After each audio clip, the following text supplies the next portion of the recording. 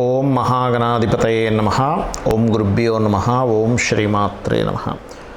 ప్రేక్షకులకి ఆ లలితాంబిక అమ్మవారి అనుగ్రహం పరిపూర్ణంగా కలగాలని కోరుకుంటూ మనం ఈరోజు చెప్పుకోబోయేటువంటి టాపిక్ ఏమిటంటే 12 లగ్నాల వారికి కూడా ఏ గ్రహం పాడైతే ఎటువంటి ఇబ్బంది వస్తుంది, ఏ గ్రహం ఎటువంటి పరిహారం చేసుకుంటే మీకు ధన సంబంధించిన విషయమా, లేకపోతే లైఫ్లో ఎదగలేకపోవడమా, వృత్తా, వ్యాపారమా, సంతానమా, వివాహమా అనేటువంటిది ఒక్కొక్క దాని గురించి తెలుసుకుందాం. అందులో మరి ఇవేమీ లేని వాళ్ళు ఉంటారు, జాతచక్రం తెలియని వాళ్ళు, నక్షత్రం రాశి తెలియని వాళ్ళు, వాళ్ళకు కూడా ఏం చేసుకోవాలనేది వీడియో ఆఖరిలో చెప్తాను. వీడియో ఆఖరి వరకు చూడండి.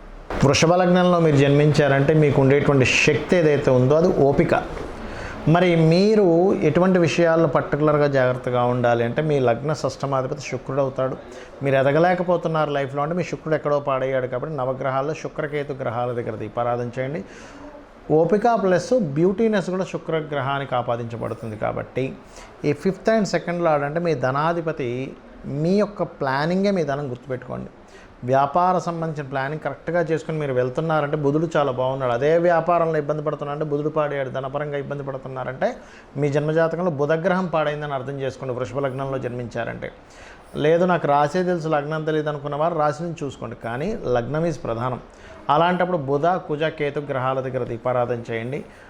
మీకు కనుక బుధ మహాదశ వచ్చింది, బుధుడు మంచి పొజిషన్లో ఉన్నాడు, అది మీకు లైఫ్లో గొప్ప టర్నింగ్ పాయింట్ ఇస్తుంది, గుర్తుపెట్టుకోండి. మరి 3వ స్థానంలో చంద్రుడు ఉన్నాడండి, 3వ స్థానాధిపతి చంద్రుడు అవుతాడు అన్నప్పుడు వీళ్ళు ఏంటంటే తల్లికి దూరంగా ఉండడం కానీ లేకపోతే తల్లి కొంచెం ఎక్కువ స్ట్రెస్ అవ్వడం కానీ లైఫ్లో జరుగుతూ ఉంటుంది సర్వసాధారణంగా. అయితే ఇక్కడ పర్టికులర్గా ఈ 3వ స్థానాధిపతి చంద్రుడు 4వ స్థానాధిపతి రవి అయినందుకు సర్వసాధారణంగా మీకు ఏదైనా సిబ్లింగ్స్తో పడట్లేదంటే మీ చంద్రుడు పాడయ్యారని అర్థం.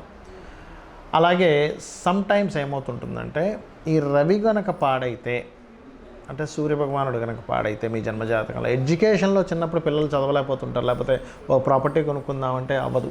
సర్వసాధారణంగా ప్రాపర్టీకి శుక్రుడు, కుజుడు ఎంత ప్రధానమో ఈ వృషభ లగ్నానికి ప్రత్యేకంగా రవి ప్రధానం.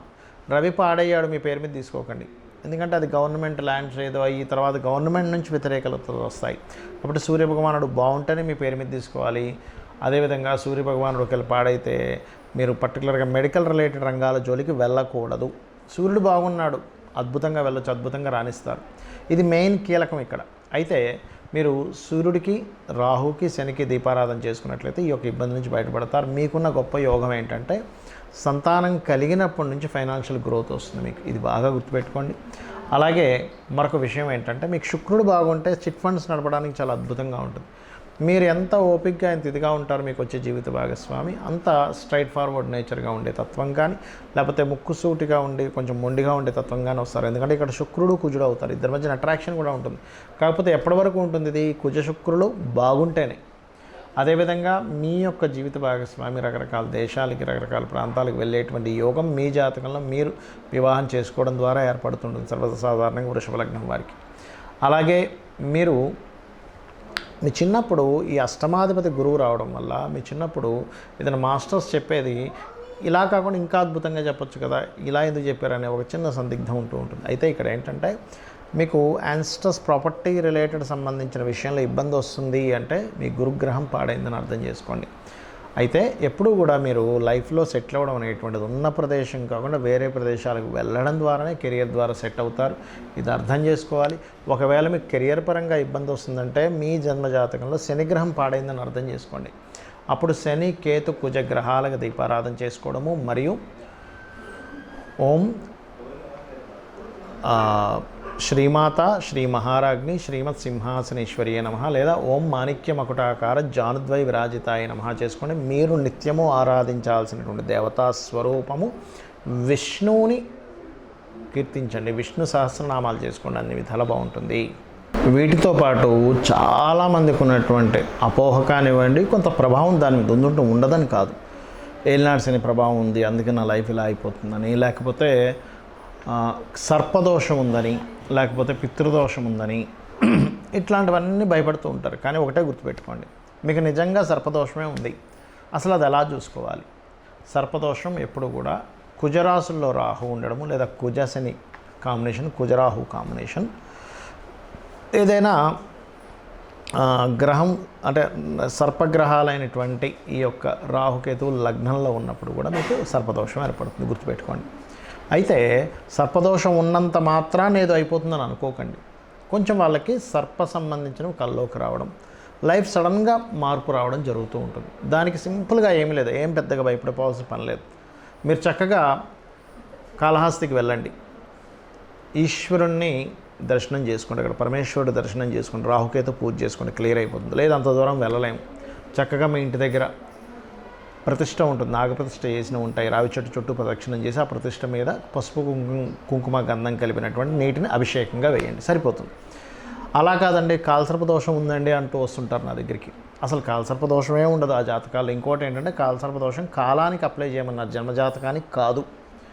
అయితే చాలామందికి అది ఎలా చూసుకోవాలని కూడా డౌట్ వస్తూ ఉంటుంది. అది ఏమిటంటే చాలా సింపుల్. రాహు కేతు ఎప్పుడు కూడా సమసప్తకాల్లో ఉంటారంటే రాహు మేషంలో ఉంటే కేతు తులలో, లేదా రాహు వృషభంలో ఉంటే కేతు వృశ్చికంలో, రాహు మిథునంలో ఉంటే కేతు ధనస్సులో, ఇలాగా 1/7 యాక్సెస్లో ఉంటారు.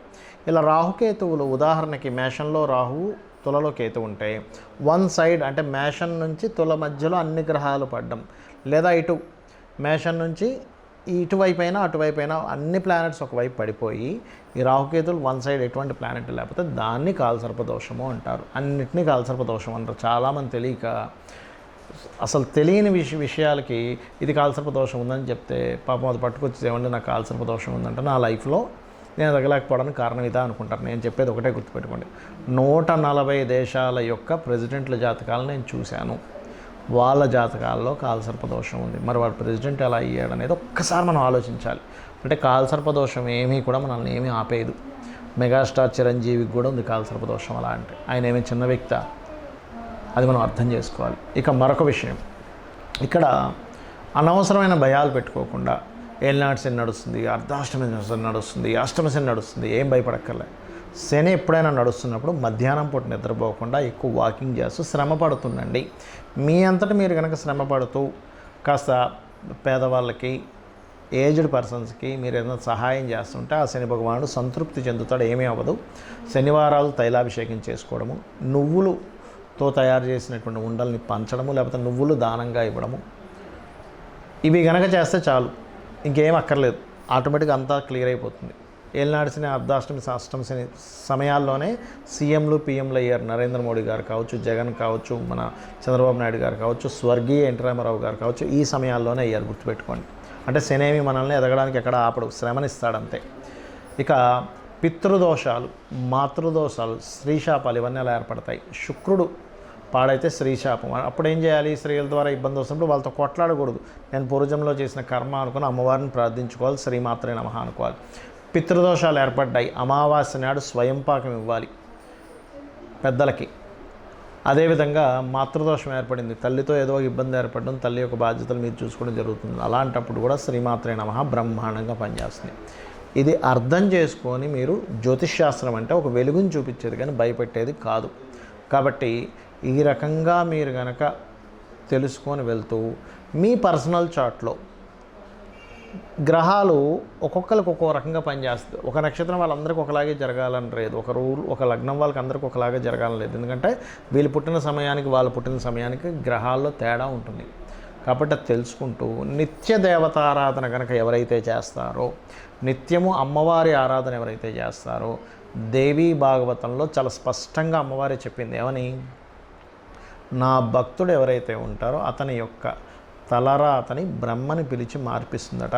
కాబట్టి ఏమీ టెన్షన్ పడకండి, అమ్మవారిని నమ్ముకోండి, అన్ని శుభాలు జరుగుతాయి. శ్రీమాత్రే నమః.